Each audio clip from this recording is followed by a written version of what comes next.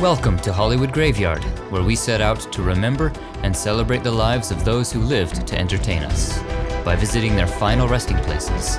Today we continue our tour of New York City in the Bronx, where we'll find such stars as Billie Holiday, Miles Davis, Irving Berlin, and many more. Join us, won't you?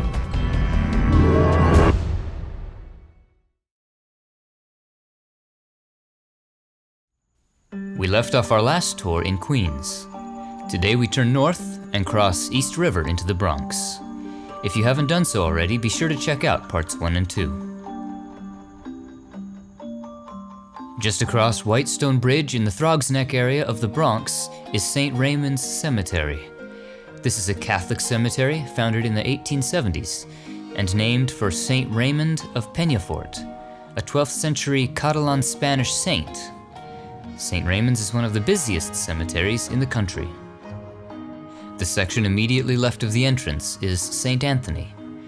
If we follow Range 13 most of the way in, we find the grave of Frankie Lymon. He was the lead singer of the early rock and roll group, the Teenagers, in the 1950s, rock's first all-teenage act. Their biggest hit was Why Do Fools Fall in Love? Why do fools fall in love? Why do birds sing so gay? And love is my way to play. Why do they fall in love? After the Teenagers, he had a moderately successful solo career, but struggled from a very young age with a heroin addiction, which affected not just his singing career, but his whole life. On February 27, 1968, Lymon was found dead of a heroin overdose in his grandmother's home. He was 25. Though his life and career were cut short, Frankie Lymon and the Teenagers would influence other groups to follow, including the Jackson 5. In 1998, a movie was made about his life, titled Why Do Fools Fall in Love?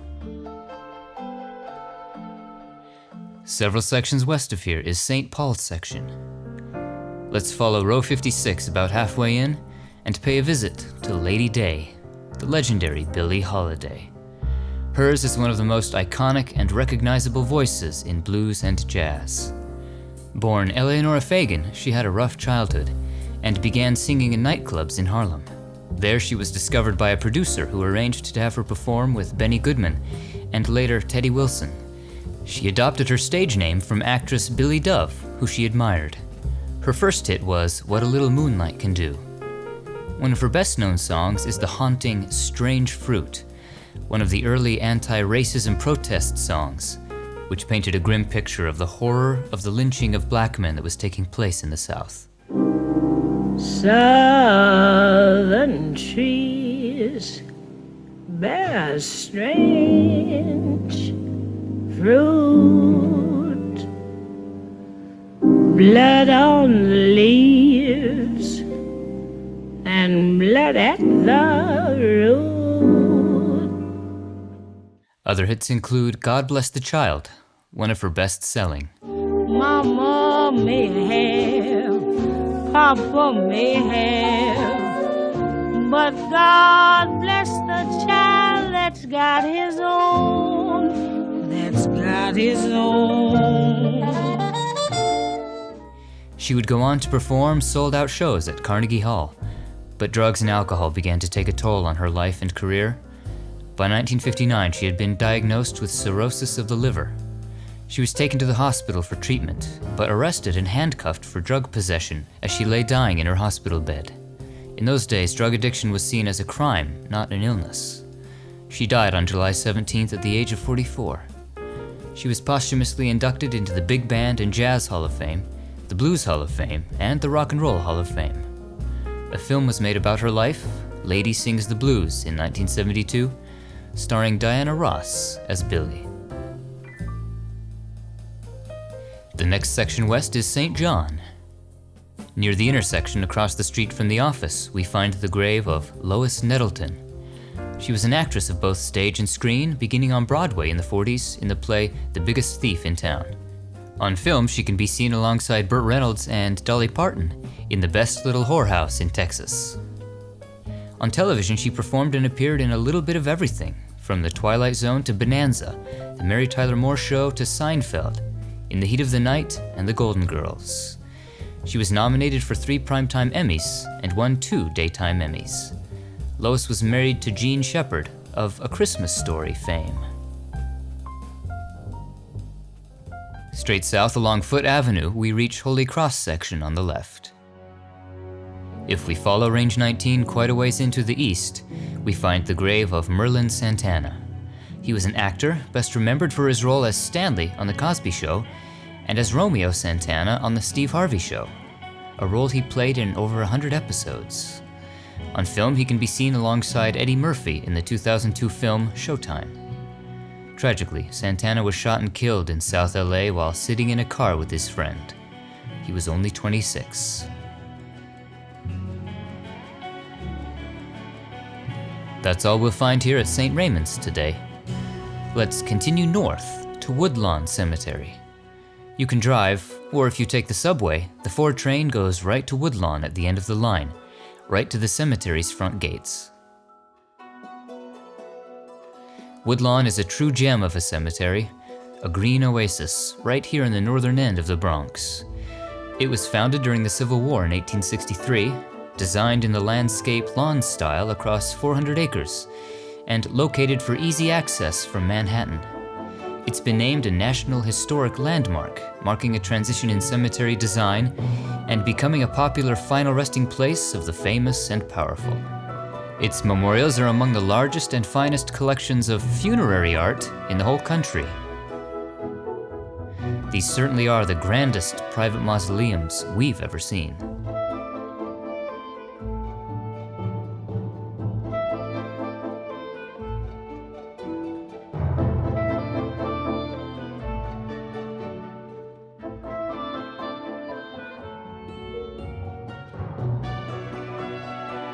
And like Hollywood Forever in Los Angeles, Woodlawn hosts tours and cultural events designed to educate and connect visitors with the past and the present. Woodlawn has also served as backdrop for film and television programs, from Ocean's 8 to Gotham.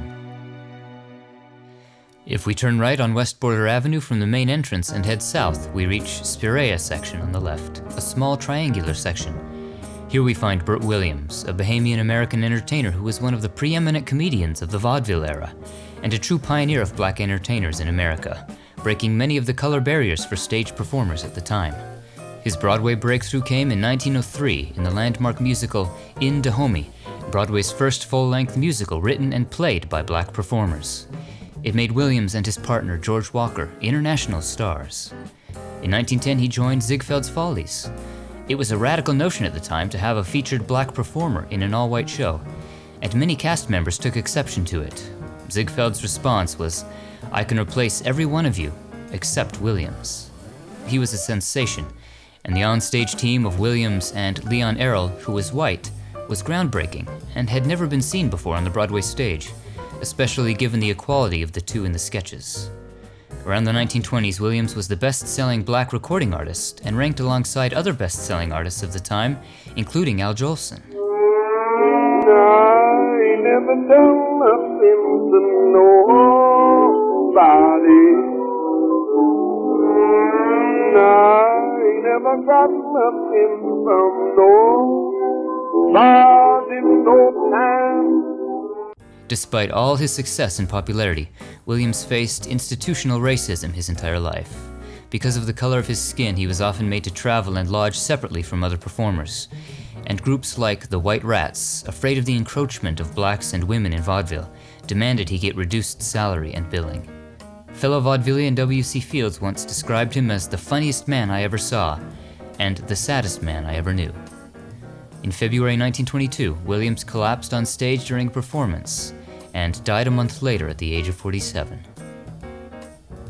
Straight east is Arbutus section. Up the hill a ways we find another pioneering black vaudeville and Broadway star, Florence Mills. She was known as the Queen of Happiness for her effervescent stage presence. Young Florence began performing on stage with her sisters as the Mills Sisters. Florence soon went solo and became well known in New York with her success in the Broadway musical Shuffle Along in 1921. By 1924, she headlined at Palace Theater, the most prestigious booking in vaudeville, and became an international star in Lou Leslie's Blackbirds. Her signature song was I'm a Little Blackbird Looking for a Bluebird. Florence was universally loved for her gentle and polite demeanor and graciousness, and so New York was dealt a devastating blow when Florence died in 1927 of an infection following an appendix operation. She was only 31 years old. An estimated 150,000 mourners lined the streets of Harlem during her funeral procession to pay their respects. Further east, we find an entire intersection of jazz greats, where Fir, Heather, and Knollwood avenues meet. Jazz Corner, some call it. In Hillcrest section, just up the hill, is jazz drummer Max Roach. He was one of the first drummers to play in the bebop style, and in the 40s helped innovate the modern style of jazz drumming. Roach would perform in bands with other greats such as Dizzy Gillespie, Charlie Parker, Thelonious Monk, and Miles Davis. He also formed his own band in the 50s with Clifford Brown. Further along in this same section, near the road, is Jean-Baptiste Jacquet, also known as Illinois Jacquet. He was an acclaimed jazz saxophonist who was a pioneer of the honking tenor saxophone, regularly featured in early jazz and rock and roll. He's perhaps best remembered for his standout solo in Flying Home, considered the first R&B saxophone solo.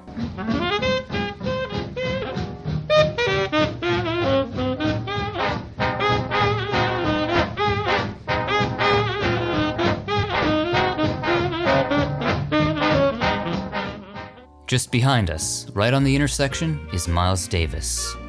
He was a jazz trumpeter, band leader, and songwriter, considered one of the most important figures in the history of jazz and 20th century music. He went to Juilliard, but left the school to perform in a bebop quintet with Charlie Parker in the 40s. In the 50s, he recorded a number of albums which would become classics, including Birth of the Cool and Kind of Blue, considered Miles' masterpiece, the best-selling jazz album of all time.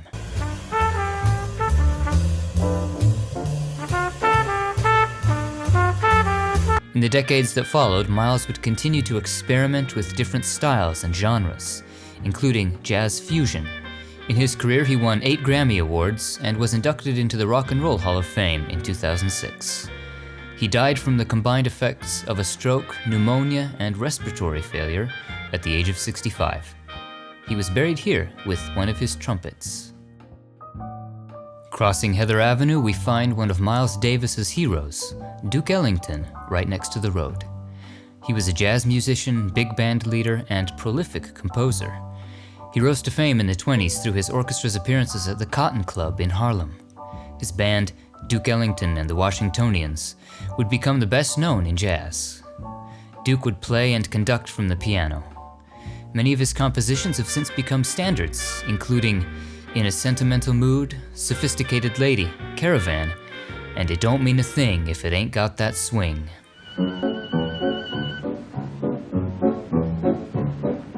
Don't mean a thing if you ain't got that swing.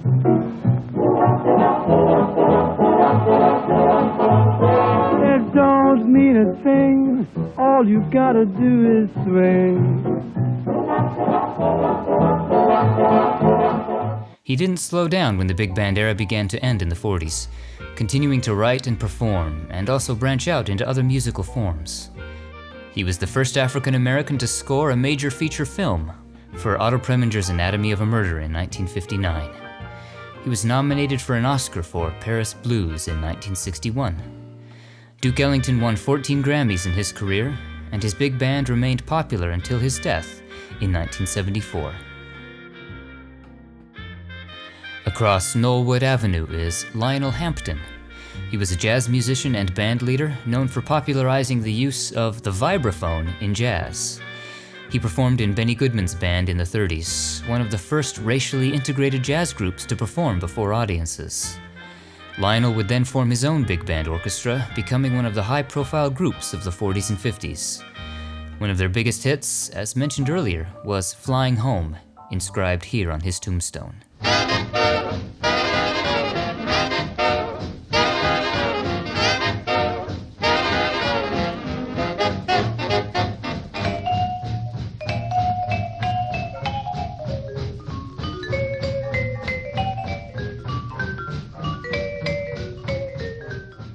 In later years, he would perform with greats like Louis Armstrong.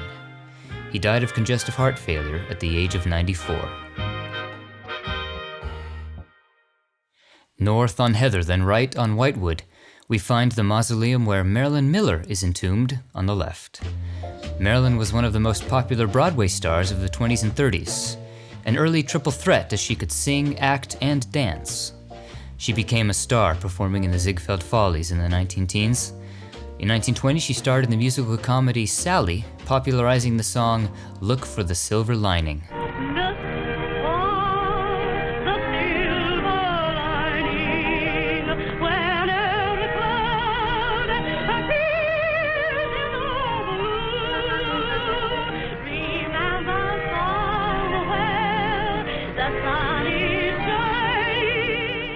Other roles include Peter Pan and Sunny in 1925, which made her the highest paid star on Broadway.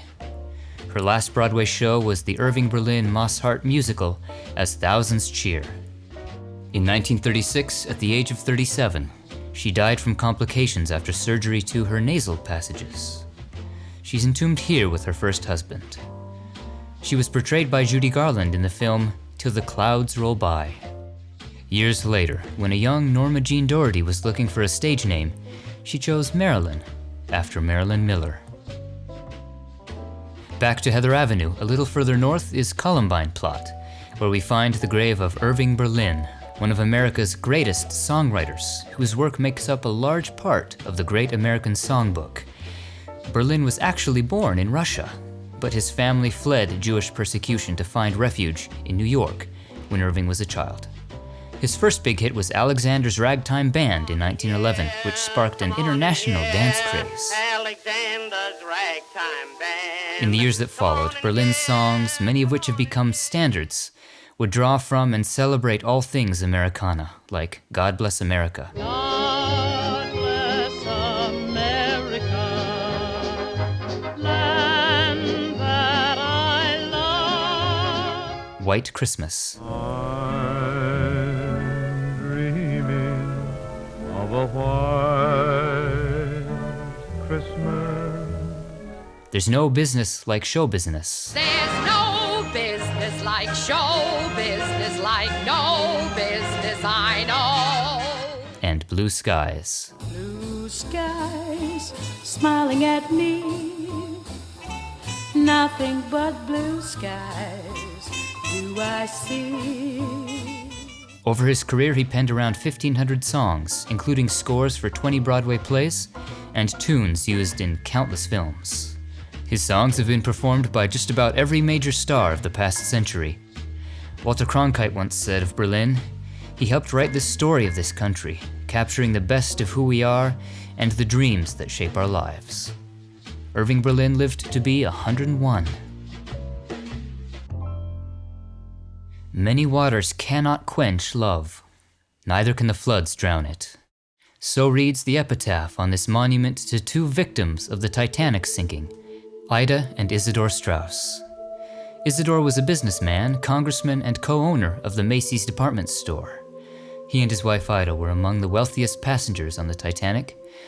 Isidor and Ida were inseparable, so when it became clear that the Titanic would sink and women were being loaded onto the lifeboats without their men, Ida refused to leave her husband. They were last seen on deck, arm in arm. They both died that night. Isidor's body was recovered, but Ida was never found. So the family collected water from the wreck site and placed it in an urn for her, entombing it in this mausoleum. Their story was depicted in the movie Titanic. While one scene was cut from the final film, one of the most moving scenes in the film, featuring an elderly couple embracing in bed while waters fill their room, is the Strausses. Please, Ida, get into the boat. No! We've been together for 40 years, and where you go, I go. Don't argue with me, Isidor. You know it does no good.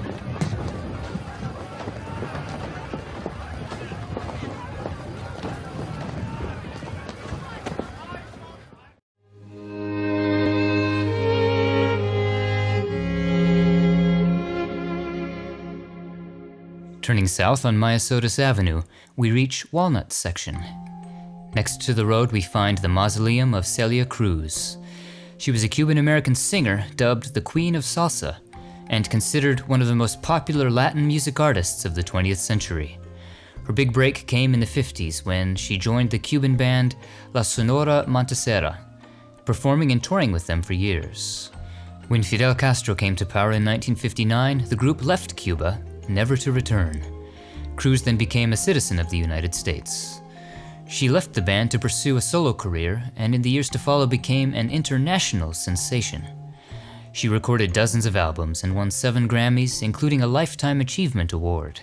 Todo aquel que piense que la vida es desigual, tiene que saber que no es así, que la vida es una hermosura, hay que vivirla. Todo aquel que piense que está solo y que está mal, tiene que saber que no es así, que en la vida no hay nadie solo, siempre hay alguien. After the Cuban Revolution, she was a powerful symbol of artistic freedom for Cubans. She died of brain cancer at the age of 77. One section west is Wintergreen Plot. Here is the final resting place of Olive Thomas, dubbed the most beautiful girl in New York in 1914. She began her career modeling for painters, and in 1915 she was hired for the Ziegfeld Follies. Her popularity in the Follies and legendary beauty led her to be cast in Ziegfeld's more risque show, Midnight Frolic, an after-hours show for wealthy male patrons who would lavish the beautiful young female performers with gifts and money. She made her screen debut in 1916 and would appear in little more than 20 films, including The Flapper in 1920, the first film to depict the flapper lifestyle. Olive was married to Jack Pickford, silent film star and brother of Mary Pickford. While on a sort of second honeymoon in Paris in 1920, Olive accidentally swallowed a mercury bichloride solution. The label was in French, so she may have mistaken it for something else. She screamed out, crying, "Oh my God, I'm poisoned!" Jack ran to her and then raced her to the hospital, where he stayed by her side. She didn't want to die, Jack recalls. She took the poison by mistake. Olive fought hard, holding on to her life as only one case in 50, said Jack. A torturous 5 days he watched as his beautiful wife slowly died, taking her last breath on September 10th, 1920, at the age of 25. So distraught was Jack that, as he brought Olive's body home to the States, he attempted suicide, but was talked out of it. Her death became an early celebrity scandal, as rumors floated about that she had committed suicide or was intentionally poisoned. But in the end, her death was ruled accidental. The New Amsterdam Theater in New York, where the Follies were housed, is said to be haunted by the ghost of Olive Thomas. From here, we head a long way northeast to Catalpa Plot.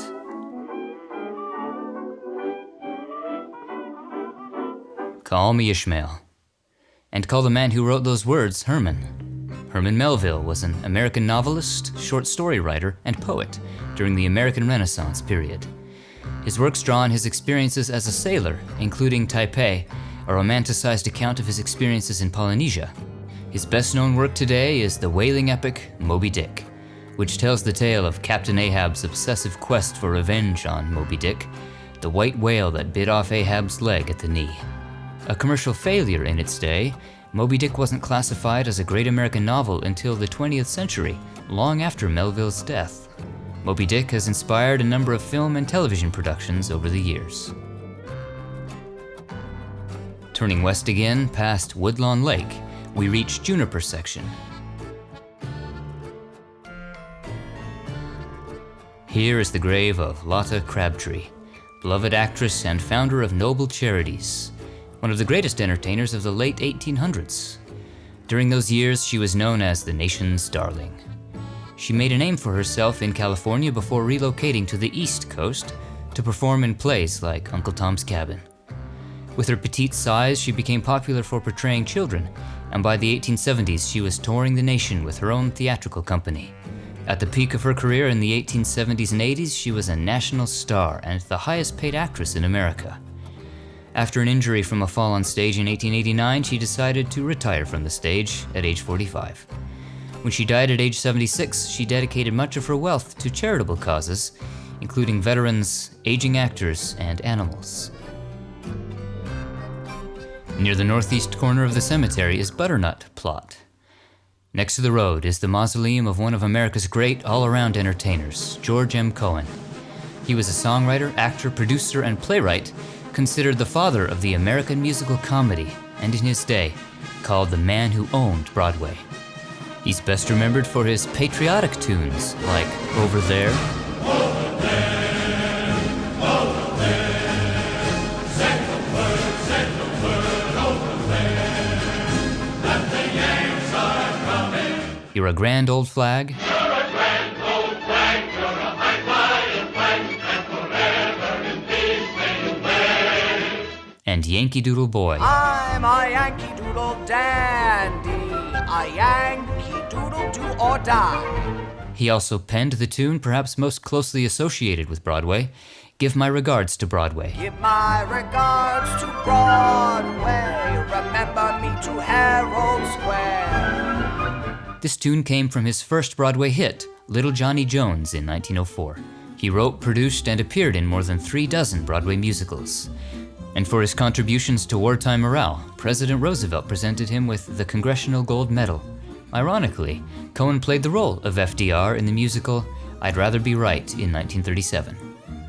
A musical film was made about the life of Cohan, Yankee Doodle Dandy, in 1942, which starred James Cagney, who, despite starting out as a song and dance man, was mostly known at the time for his gangster roles. The performance earned him an Oscar. I'm a Yankee Doodle Dandy, Yankee Doodle do or die. A real live nephew of my Uncle Sam, born on the 4th of July. Cohan died of cancer at the age of 64, just months after the release of Yankee Doodle Dandy in 1942. South along Filbert Avenue, we reach Goldenrod Plot on the left. Here is the grave of Oscar Hammerstein I. He was a theater impresario whose passion was opera. He opened several opera houses in America, which helped boost opera's popularity here in the 1800s. His first theater was the Harlem Opera House in 1889. He also built the Manhattan Opera House, now the Manhattan Center. In addition to building opera houses, he also wrote and produced operas, including Santa Maria in 1896 and Naughty Marietta in 1910. He was the grandfather of Oscar Hammerstein II, of Rodgers and Hammerstein fame, whose hits include The Sound of Music. South of here is Parkview. Not far from the opulent John Harbeck Mausoleum, we find the final resting place of Irene and Vernon Castle, marked by this beautiful statue of a weeping woman. Before the days of Ginger Rogers and Fred Astaire, Irene and Vernon Castle were the entertainment world's favorite dance couple, credited for reviving the popularity of modern dance. They married in 1911 and immediately began performing together, traveling to Paris to perform in a dance revue where they became quite the sensation. Their reputation preceded them back in the States, where they would become Broadway darlings in Irving Berlin's first musical, Watch Your Step, in 1914, written for the Castles. In this production, they popularized the foxtrot. The Castles inspired a generation to learn and try new forms of dance. Irene would also become a fashion icon in the early 19-teens, including popularizing the bob hairstyle. After the onset of World War I, Vernon was determined to fight and began flight school. He returned to England to enlist in the Royal Flying Corps and served with distinction, being awarded the Croix de Guerre in 1917. But in 1918, during a training exercise in Texas, Vernon's plane stalled and crashed. He died at the age of 30. Irene was left to carry on alone, devastated at the loss of her beloved partner. She would star in a handful of silent films in the 1920s, but by the late 20s, retired from dancing or performing. She dedicated much of the rest of her life to social causes, like animal rights. A film was made about the Castles, starring none other than Ginger Rogers and Fred Astaire. The grieving figure here is Irene, who posed for the sculpture. For our last stop of the day, we'll continue back toward the main entrance to the Velma Woolworth Memorial Chapel, built in 1935 as a donation from Fred and Velma Woolworth, of Woolworth's Five and Dime Stores fame. In the Chapel Community Mausoleum, Chapel B, Azalea Room, low on the back wall is the niche of Otto Preminger. He's best known as the director of a number of landmark films in the 40s through the 60s, first gaining national attention for his noir films, such as Laura in 1944, considered one of Hollywood's top mystery films. In later years, he showed that he wouldn't shy away from topics that were taboo in the era, pushing the limits of censorship when freely exploring drug addiction in The Man with the Golden Arm, homosexuality in Advise and Consent, and rape in Anatomy of a Murder. He was nominated for 3 Oscars for Laura, Anatomy of a Murder, and The Cardinal. Other popular films include Carmen Jones, starring Dorothy Dandridge, with whom he had a years-long affair. Preminger was also an actor, performing on stage in his younger years, and was the second actor to play Mr. Freeze on the Batman TV series. He died of lung cancer at the age of 80. And that concludes our tour. What are some of your favorite memories of the stars we visited today? Share them in the comments below, and be sure to like, share, and subscribe for more famous grave tours. Thanks for watching. We'll see you on the next one.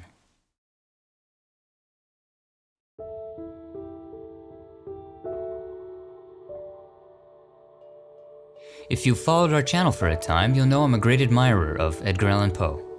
Just a few miles southwest of Woodlawn Cemetery in the Bronx is the cottage where Poe lived during his final years. Poe moved here with his ailing wife, Virginia, and her mother, Maria, in the spring of 1846. He had hoped that the country air would improve his wife's health as she battled tuberculosis. For years, Poe had watched his young wife ebb and flow from the brink of death and back again. A period Poe described with the now infamous words, "I became insane," with long intervals of horrible sanity. While here at Fordham, Poe wrote some of his best-known works, including Ulalume, The Bells, The Cask of Amontillado, and Annabel Lee, published after his death in 1849. Much of his writing would have been done right here in this main parlor. Most of the furniture here are period, but not original to the cottage. This rocking chair, the mirror behind it, and the bed in the next room, however, are believed to have belonged to the Poe family. Next to the parlor is a small bedroom. As Virginia's condition worsened, her bed was brought downstairs from the upstairs bedroom to be closer to the warmth. This is the very bed in which she died in 1847, at the age of 24, undoubtedly inspiring Poe to write Annabel Lee. On the second floor is a small room on the left where Poe did some writing on warmer days, and the last room was the main bedroom.